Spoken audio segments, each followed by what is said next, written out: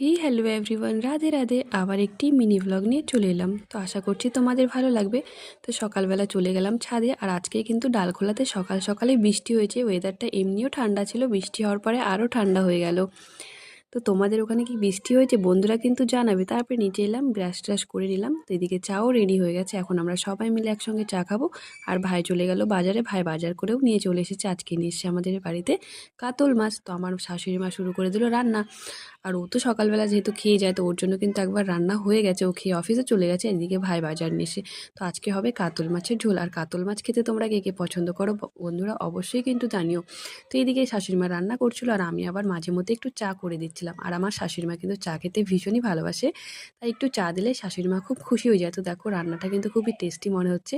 আর তোমরা কে কীভাবে কাতল মাছের ঝোল রান্না করো বন্ধুরা অবশ্যই কমেন্ট বক্সে জানাবে কিন্তু। আমার শাশুড়ি মা কিন্তু ভীষণ টেস্টি টেস্টি রান্না করে। তোমাদের সঙ্গে কিন্তু অনেকগুলো ভিডিও আমি আগের রান্না শেয়ার করেছি। তো আজকে এদিকে একটা রেসিপি শেয়ার করলাম, সেটা হচ্ছে পটল আলুর সবজি। এটাও কিন্তু ভীষণ টেস্টি হয়েছে, দেখেই মনে হচ্ছে খেতে তো আরও বেশি টেস্টি হবে। তো এইটুকুই ছিল আমার ভিডিও। আশা করছি তোমাদের ভালো লাগবে। ভালো লাগলে লাইক কমেন্ট করে পাশে থেকো। আবার দেখা হবে নতুন কিছু